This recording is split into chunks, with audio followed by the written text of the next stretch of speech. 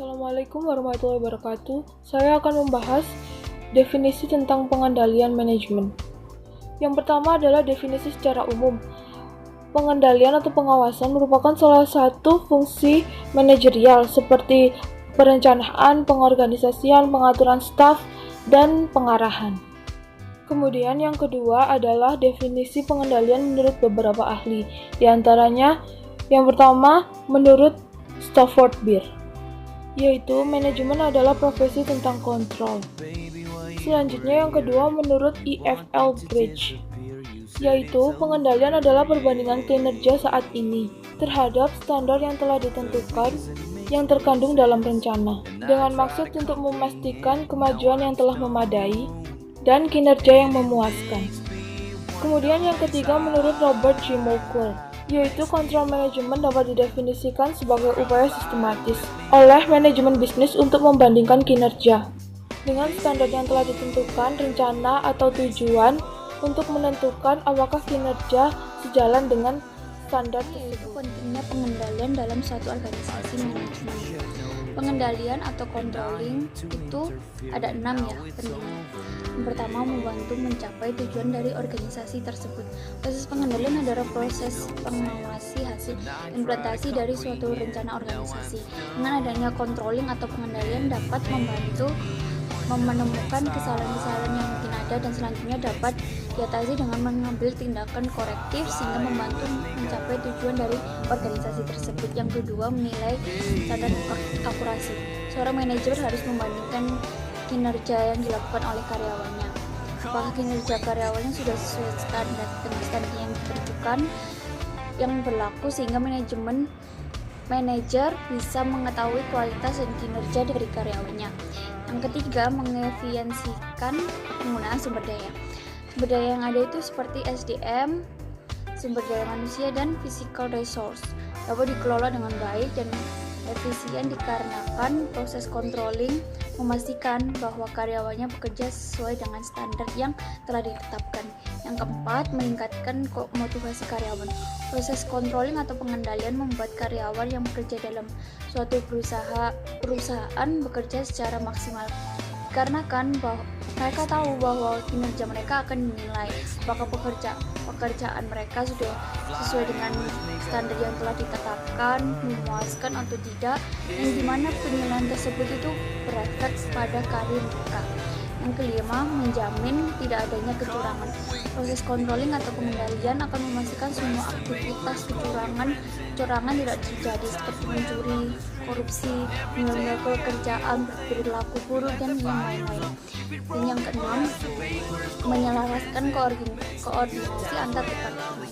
Proses controlling akan memastikan koordinasi antar semua departemen organisasi selaras karena koordinasi sangat diperlukan agar mencapai tujuan organisasi dengan baik. Nah, dengan demikian proses controlling atau pengendalian dalam manajemen organisasi sangat berpengaruh bagi organisasi tersebut atau perusahaannya untuk mencapai tujuan yang ada. Konsep-konsep pengendalian organisasi. Sistem-sistem itu ada dua, sistem formal dan informal. Sistem formal merupakan komponen struktur organisasi sosial yang dirancang untuk memandu dan membatasi perilaku anggota organisasi. Konsep formal digunakan karena konsep tersebut mencakup aturan, prosedur, dan rutinitas resmi dari organisasi. Yang kedua, sistem informal. Sistem informal adalah struktur sosial yang saling terkait yang mengatur bagaimana orang bekerja sama dalam suatu kegiatan. Gabungan dari perilaku, interaksi, norma, hubungan pribadi dan profesional yang melalui di mana pekerjaan dilakukan dan hubungan dibangun antara orang-orang yang memiliki afiliasi organisasi atau kelompok afiliasi yang sama. Konsep pengendaliannya, posisi SPM terletak di antara perumusan strategi dan pengendalian tugas. Berdasarkan gambar ini dijelaskan struktur organisasi dan budaya. Selanjutnya yaitu rancangan proses pengendalian. 1. Menetapkan hasil yang diinginkan. Manajer harus menetapkan hasil yang ingin dicapai secara spesifik mungkin untuk menyusun cara-cara mengestimasi dan implementasi prosedur yang perlu, dan juga sebagai tolak ukur yang dapat digunakan manajer sebagai mengukur keberhasilan dan kegagalan dalam mewujudkan tujuan. 2. Menentukan prediktor hasil. Prediktor harus dapat diandalkan untuk memberikan kepada manajer perlu tidaknya diambil tindakan perbaikan. Dan yang ketiga adalah menentukan standar atas prediktor dan hasil.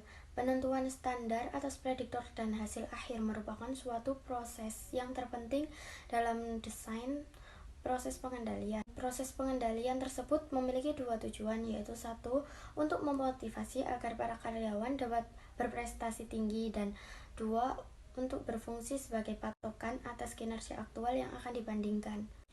Kemudian yang keempat, yaitu menentukan jaringan komunikasi dan umpan balik. Suatu jaringan komunikasi akan berjalan secara efektif manakala arus komunikasi tidak hanya ke atas, tetapi juga ke bawah kepada pihak yang harus memilih tindakan perbaikan.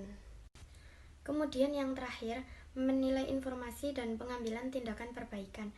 Dalam tahap ini, menyangkut pembandingan prediktor dengan standar, penetapan tindakan apa yang harus diambil, dan kemudian pengambilan tindakan tersebut. Yaitu pengawasan dan pengendalian secara menyeluruh.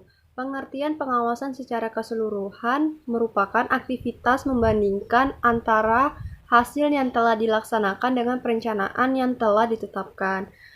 Selanjutnya yaitu tujuan pengawasan dalam manajemen organisasi. Antara lain yaitu menjamin keberjalanan pekerjaan sesuai dengan perencanaan, kebijakan, dan prosedur yang telah ditetapkan. Yang kedua, melakukan koordinasi antar aktivitas yang dilaksanakan. Yang ketiga, melakukan tindakan perbaikan jika terdapat penyimpangan-penyimpangan. Yang keempat, agar tujuan yang dihasilkan sesuai dengan yang direncanakan. Selanjutnya ada jenis-jenis pengawasan, yaitu ada pengawasan internal. Yang kedua, pengawasan eksternal, pengawasan preventif, pengawasan represif, pengawasan aktif, pengawasan pasif, dan pengawasan kebenaran formil. Selanjutnya yaitu manfaat dari sistem pengendalian manajemen, yaitu dapat mengetahui adanya penyimpangan pada pemahaman staf dalam melaksanakan tugas-tugasnya. Yang kedua yaitu dapat mengetahui apakah waktu dan sumber daya lainnya mencukupi kebutuhan dan telah dimanfaatkan secara efisien. Yang ketiga, untuk menerima informasi dan perspektif lain mengenai pekerjaan seseorang. Yang terakhir, untuk menjadi dukungan baik segi pribadi ataupun pekerjaan. Selanjutnya yaitu tujuan sistem pengendalian manajemen, yaitu sebagai berikut. Supaya proses pelaksanaan dilakukan sesuai dengan ketentuan dari rencana. Yang kedua, melakukan tindakan perbaikan jika terdapat penyimpangan-penyimpangan. Yang ketiga, supaya tujuan yang dihasilkan sesuai dengan yang direncanakan. Yang keempat, menjaga keamanan harta milik suatu organisasi. Yang kelima, memajukan efisiensi dalam operasi. Selanjutnya yaitu beberapa proses dari sistem pengendalian manajemen, yaitu sebagai berikut. Yang pertama, perencanaan strategi, ialah prosedur pengambilan keputusan atas strategi utama yang akan dijalankan oleh lembaga untuk menjalankan programnya dan berasumsi beberapa sumber daya yang akan disiapkan. Yang kedua ada persiapan anggaran. Persiapan anggaran itu prosedur membentuk kembali baik perolehan dan anggaran ke dalam grafik ke inti kewajiban. Yang ketiga ada pelaksanaan, yaitu prosedur di mana tiap-tiap manajer menjalankan sesuatu atau sebagian maupun strategi yang merupakan kewajiban mereka. Yang keempat ada evaluasi kinerja, yaitu prosedur pelaksanaan kesetaraan antara kewajiban nyata dan yang semestinya berlangsung dalam kondisi tersebut.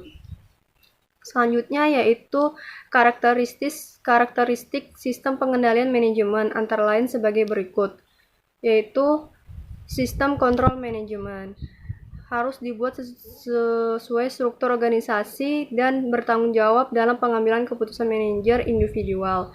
Yang kedua, sistem pengendalian manajemen harus efektif, yang memotivasi seorang manajer dan karyawan untuk berusaha ke arah pencapaian tujuan organisasi dengan cara berbagai penghargaan berhubungan dengan pencapaian tujuan tersebut.